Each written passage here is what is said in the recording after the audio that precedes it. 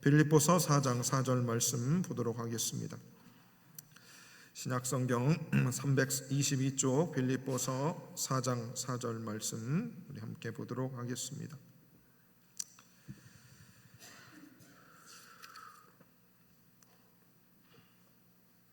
빌립보서 4장 4절 말씀 322면입니다.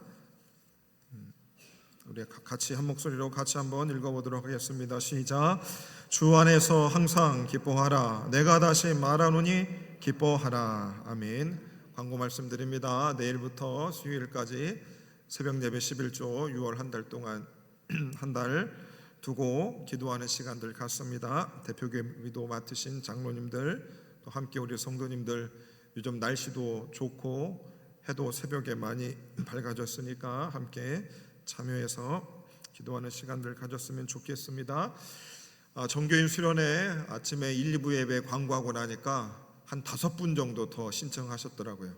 그래서 내가 아직 우리 성도님들한테 말씀을 드려도 내 이 말이 힘이 없구나 이런 생각했습니다. 그래서 우리 성도님들 더 많이들 신청해 주시고 또 우리 연로하신 나이 드신 권사님들도 가면은 편안하게 쉬게 해드릴 수 있습니다. 그러니까 신청해 주셨으면 감사하겠습니다. 그리고 화요일 날 대통령 선거 참여해 주시기를 바라겠습니다.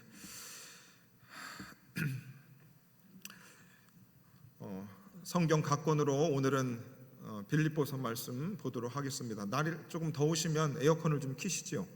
조금 더워하시는 것 같으신데요. 에어컨 뒤에 켜셔도 되겠습니다. 여러분 우리가 한 번 삽니다. 그런데 저도 한 번 사는데 되게 기쁘고 행복하게 살고 싶습니다. 이왕 사는 거 얼굴에 주름 가득하고 찡그리고 화내며 싸우는 삶을 우리는 살아가고 싶지 않습니다. 기쁘게 살고 싶습니다. 그래서 성경도 항상 기뻐하라 말씀 주셨고 오늘 빌립보 말씀도 주 안에서 항상 기뻐하라. 내가 다시 말하노니 기뻐하라. 바울은 빌립보 성도들에게 말하며 오늘 21세기를 살아가는 저와 여러분들에게도 말해주고 있습니다. 기쁘게 살아가는 것 우리들이 다 그렇게 되기를 원합니다. 문제는 이 기쁨이 오래 지속되지 않는데 문제가 있습니다. 어린 아이들이나 청소년들이나 청년들이나 중년들이나 또 나이 드신 분들이나 다 기쁘게 살고 싶어 합니다. 그게 우리들의 마음의 소원들입니다. 근데 여러분 통계청 발표를 보시면 현대사회의 많은 사람들이 우울증, 무기력감 시달리고 있다고 합니다. 정신과에 환자들이 많아지고 있답니다. 그래서 이거는 전 세대를 통틀어서 우리 대한민국을 살아가는 우리들 또 전 세계를 살아가는 우리들에게 이런 어려움들이 있는 것 같습니다. 그래서 우리는 소위 우리가 언제 기뻐하는가를 가만히 생각해 보면 다 외적인 조건 속에서 우리는 기쁨을 누릴 때가 있습니다. 물질적으로 돈이 좀 많을 때에 우리는 기쁩니다. 저도 주머니에 돈 많으면 기쁩니다. 사회적인 성공, 승진, 합격하면 사람들 기뻐합니다. 고시에 합격하고 또 선생님이 되고 소방관이 되고 경찰관 되고 회사 시험에서 통과하면 기쁩니다. 그리고 사람들이 내 나이가 60인데 신체 나이가 40이라고 그러면 건강하다고 그러면 사람들 기뻐합니다. 그래서 외적인 것에서 우리는 기쁨을 찾습니다. 그래서 외적으로 이런저런 조건들이 되지 않으면 우리들의 마음은 기쁨을 잃어버리게 됩니다. 그래서 이러한 기쁨들은 환경에 좌지우지 많이 되는 것이죠. 불안정하고 일시적일 때가 많습니다. 과연 우리는 왜 늘 기쁨을 갈망하면서도 왜 그 기쁨을 온전히 누리지를 못할까? 우리의 평생 수건 아닙니까? 우리는 항상 기쁘게 살고 싶은데 왜 그 기쁨을 우리가 유지하지 못할까? 여러분 어떠세요? 여러분들 얼만큼 기쁘게 살아가고 계십니까? 삶의 만족도가 여러분 어떠십니까? 옆에 분들 한번 쳐다보세요. 이 사람이 얼마나 기쁘게 사는지. 야, 고개도 안 돌린다. 이 살맛이 안 난다는 겁니다. 우리가 정말 항상 기쁘게 살면 얼마나 좋겠습니까? 그렇죠? 근데 기쁘게 살지를 잘 못해요. 정말 우리 그렇습니다. 근데 여러분, 예수 믿는 우리가 장례를 치르지 않습니까? 근데 우리가 사랑하는 사람을 잃어버리고 그 믿음 좋으신 분이 세상을 떠날 때에 예수 믿는 사람들은 이 세상에서 보지 못하는 슬픔이 우리에게 잠시 있지만 그분을 천국에서 다시 본다라는 기쁨이 더 큰 줄로 믿으시기를 바랍니다. 그래서 저도 죽으면 장례식장에서 밝은 찬송 틀어놓으라고 할 겁니다. 네, 밝은 찬송이요. 왜? 천국에 가니까. 그래서 오늘 저와 여러분들이 나눌 말씀은 빌립보서 말씀입니다. 빌립보서의 주제들이 몇 가지가 있겠지만 저는 이 시대를 살아가는 저와 여러분들, 또 우리 에덴의 공동체 안에 우리 성도님들과 제가 어떻게 해요? 항상 주님 안에서 기뻐하는 삶을 좀 살았으면 좋겠다는 마음으로 이 주제를 삼게 됐습니다. 사도 바울은 로마 감옥에 갇혀 있었습니다. 감옥에 있는 상황 속에서 주 안에서 항상 기뻐하십시오. 빌립보 성도님들아, 내가 다시 말합니다. 기뻐하십시오 라고 바울은 그들에게 편지하고 있습니다. 감옥이라고 하는 것은 절망에 가득합니다. 고통에 가득하고 상실감이 가득합니다. 누군가 범죄를 저질러서 당신 사형입니다, 당신 무기징역입니다 선고를 받고 나서 그 사람이 교도소로 들어갔을 때 그 사람의 얼굴이 어떻습니까? 절망이지요. 상실감이 너무 큽니다. 바울은 바로 그 감옥에서 우리 그리스도인들을 향하여서 주 안에서 항상 기뻐하십시오. 내가 다시 말하노니 기뻐하십시오. 이 편지를 쓸 수 있었던 바울은 자신이 감옥 안에서도 주님 안에서 기쁨을 누리고 기쁨을 지키는 비결을 그가 가지고 있었기 때문인 것입니다. 그래서 바로 바울이 가지고 있었던 그 항상 기뻐할 수 있었던 그 기쁨의 원천과 비결이 어디에 있었는가? 그것은 세상에서 오는 것이 아니었음을 말해주고 있습니다. 세상이 주는 기쁨과는 근본적으로 다르다는 것을 그는 말해주고 있습니다. 여러분, 주머니에 돈다발 집어넣고 다녀보신 적 있으시죠? 한 번쯤은 있으시잖아요. 한 번도 없으세요?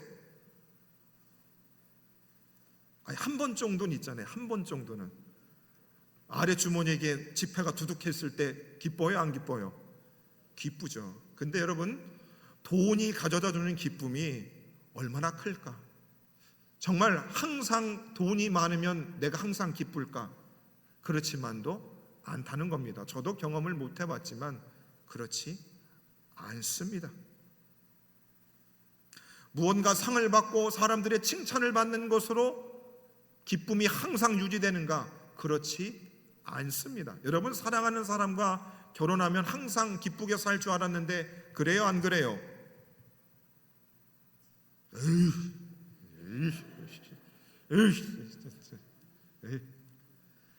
여러분, 돈이 많으면 그만큼 그 돈을 관리하기 위한 여러 가지 피곤함이 있습니다.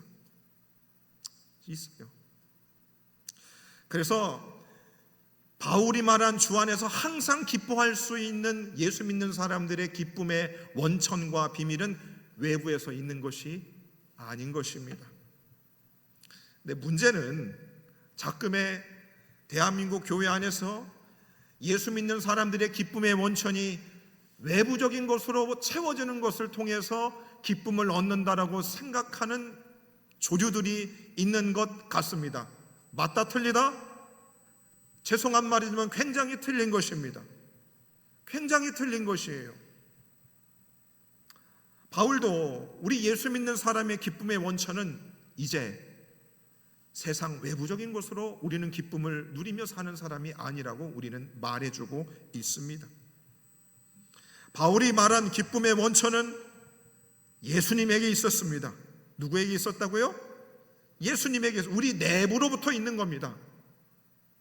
우리 속에 들어오신 예수님이 자신의 삶의 기쁨이 원천이 된 것입니다. 빌립보 1장 21절에 보면 바울은 이렇게 말합니다. 이는 내게 사는 것이 그리스도니 죽는 것도 유익하다. 이는 내 안에 사시는 분이 예수님이시니 나는 죽어도 유익하다. 괜찮다. 뭐예요? 예수님이 그만큼 자신의 인생에서 소중히 했습니다. 여러분, 금이나 은이나 세상 것들, 외부적인 것이 내 기쁨의 원천인 사람들은 그것을 빼앗겼을 때 여러분 한순간에 자신의 인생의 기쁨이 빼앗겨 버립니다. 하지만 바울은 어떻게요? 내게 유익한 내 안에 계신 그리스도가 가장 귀한 것이었어요. 그래서 삶의 목적이 예수님이었고 그 예수님이 자신의 기쁨의 원천이 된 것입니다. 그리고 우리 예수 믿는 사람의 기쁨은 바로 그리스도 예수님을 알아가는 그 지식이 세상의 외부에서 우리에게 기쁨을 주는 어떤 요소보다 더 귀하고 고상하다는 것을 여기는 것으로부터 우리 예수 믿는 사람들의 기쁨은 계속될 수 있습니다. 빌립보 3장 7절과 8절에 보면 그러나 무엇이든지 내게 유익하던 것을 내가 그리스도를 위하여 다 해로 여길 뿐더러 배설물로 여기게 됐다. 그리고 그리스도를 아는 지식이 가장 고상했다 그랬습니다. 아하, 바울은 전에 그는 공부를 잘했습니다. 학위가 있었어요. 집안도 좋았습니다. 그리고 아주 전도 유명한 젊은이였어요. 그래서 그는 사람들 앞에 자랑할 거리가 많았습니다. 바울이 지나가면 야, 저 사람 되게 똑똑한데, 야, 저 사람 집안도 참 좋은데 사람들이 부러워하는 게 느껴졌습니다. 그때 바울도 주님을 만나기 전에는 그것을 어떻게 해요? 사람들이 우러러보는 걸 보고 기뻐했습니다. 기쁨의 원천이 되었습니다. 그러나 그가 예수님을 만나고 나서 그는 자신의 세상적인 기쁨의 조건들, 그것을 다 해로 여기고 배설물로 여기게 됐다 그랬습니다. 그리고 그리스도를 아는 지식이 가장 고상하다. 예수님을 알아가면 알아갈수록 거기서 나오는 기쁨이 크다 작다? 가장 크게 되었다라고 말하고 있는 것입니다. 여러분, 세상 살이 해보니까, 세상 조금 경험해 보시니까 어떠세요? 세상 좀 아니까 어떻습니까? 그러지 않으세요? 돈도 좀 만져보고 돈맛도 알고 또 사람들 앞에서 마이크 앞에 서서 이야기도 해보고 또 놀러도 가보고 자랑도 해봤지만 그것이 우리에게 영원한 기쁨을 주지는 않더라는 것을 다 압니다.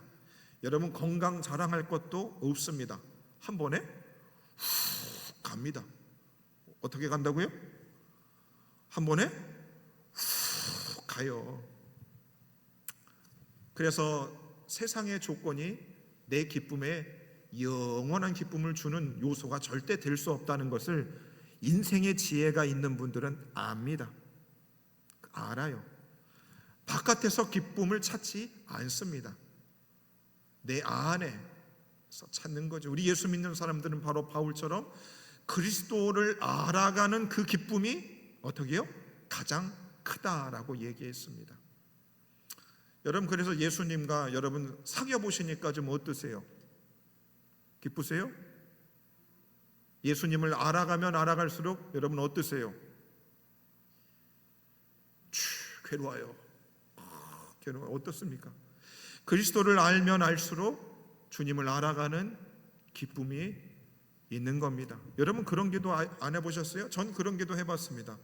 주님, 사방팔방 다녀봤자, 괜찮은 사람들 만나봤자 주님만한 분이 안 계십니다.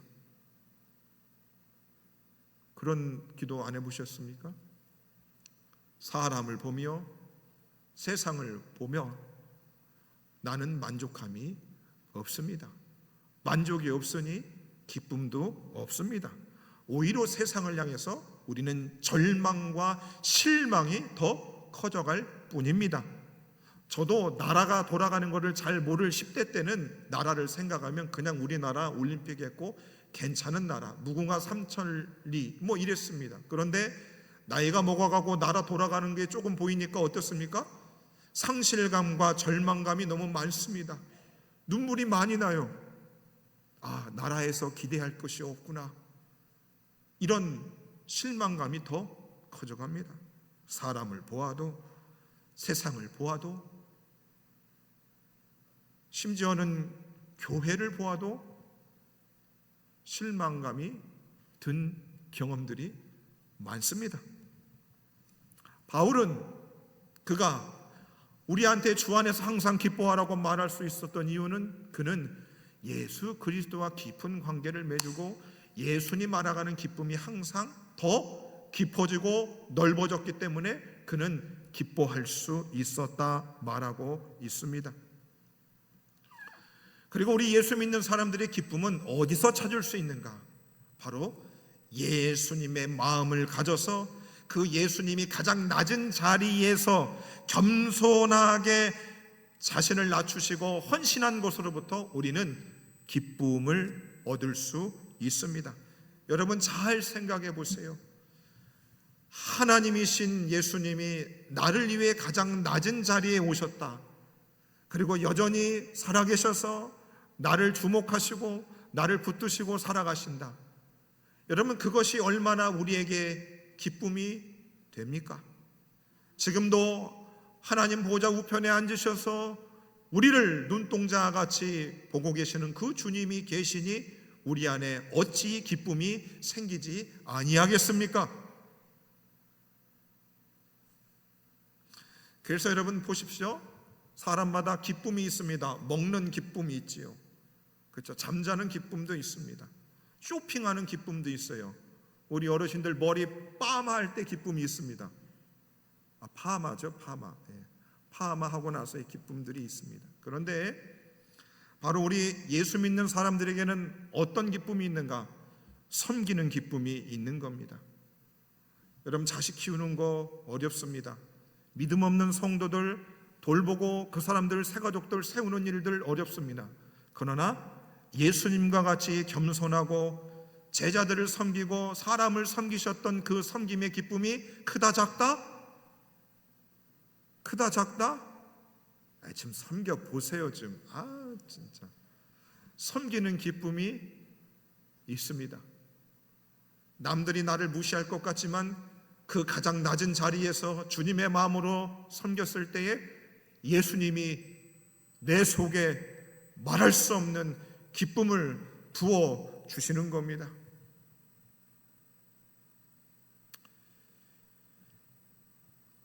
그래서 우리의 기쁨은 환경을 초월하는 기쁨이 되는 겁니다. 우리의 기쁨의 원천은 예수님이 되는 거죠. 슬픈 마음 있는 사람 예수 이름 부르면 그분이 세상의 소망이요 기쁨이 되는 겁니다.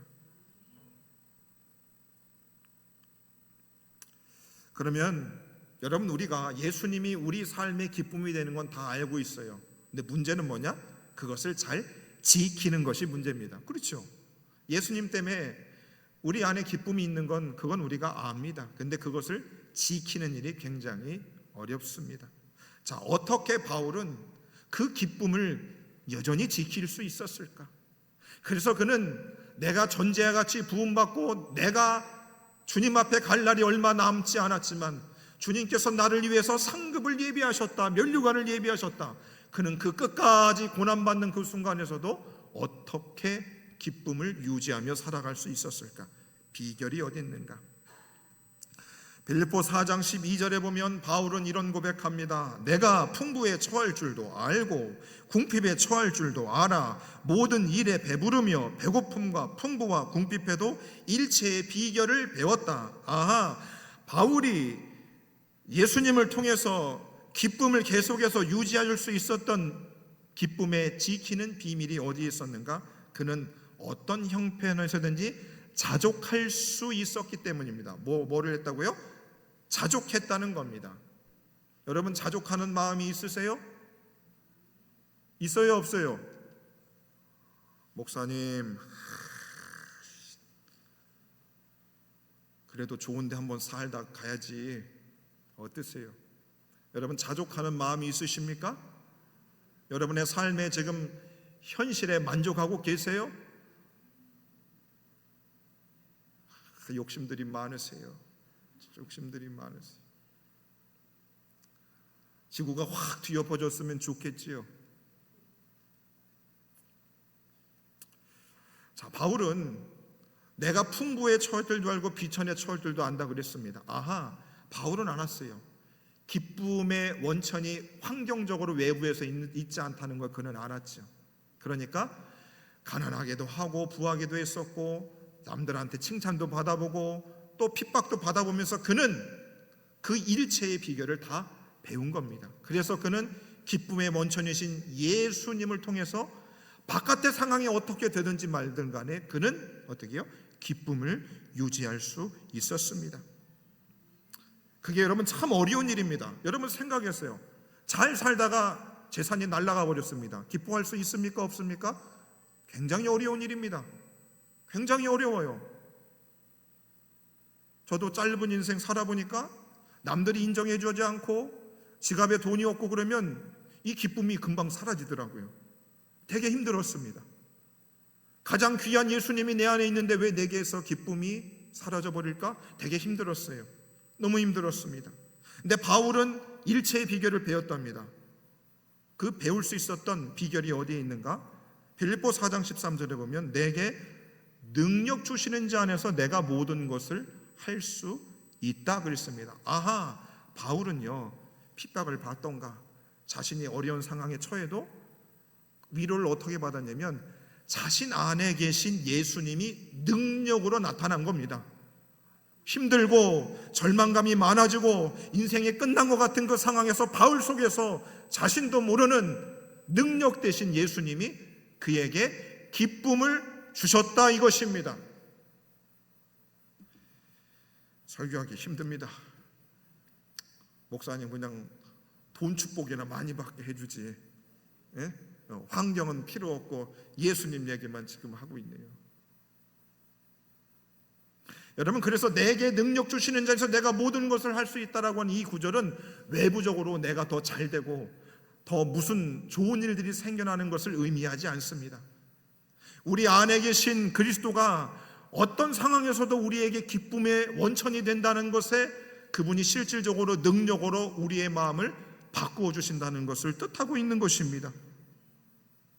외부의 환경과는 아무런 상관없이 예수님이 우리의 능력이 되셔서 우리의 마음속에 기쁨을 계속 주시는 분이신 줄로 믿으시기를 바랍니다.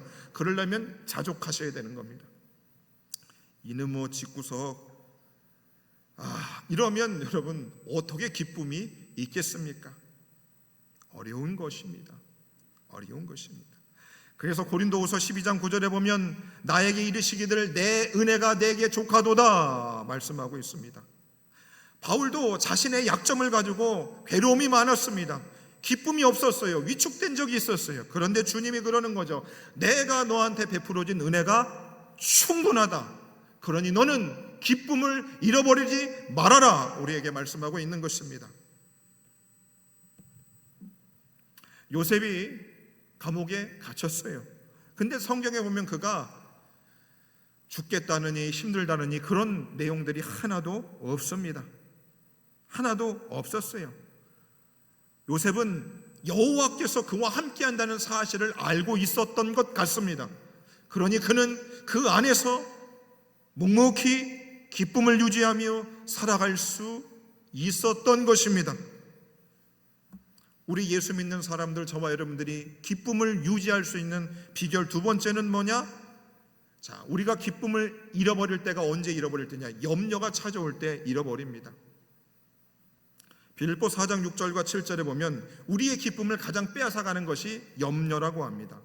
아무것도 염려하지 말고 그랬습니다. 염려하게 되면 기쁨은 사라지는 겁니다.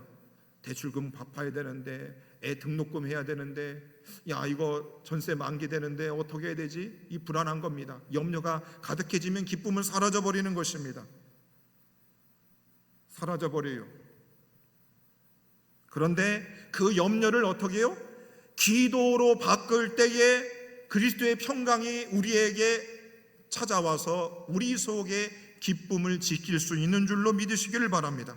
아무것도 염려하지 말고 모든 일에 기도와 간구로 감사함으로 하나님께 기도하라. 염려를 기도로 바꾸면 하나님의 평강이 예수님 안에서 우리의 마음과 생각을 지키고 그 평강으로부터 우리 속에서 기쁨을 주시는 줄로 믿으시기를 바랍니다. 그래서 여러분 염려를 기도로 바꿔야 됩니다. 그래서 여러분 TV 보면서 땅콩 먹으면서 아이고 걱정이야, 아이고 허리야 이러지 마시고 그거를 기도로 바꾸셔야 됩니다.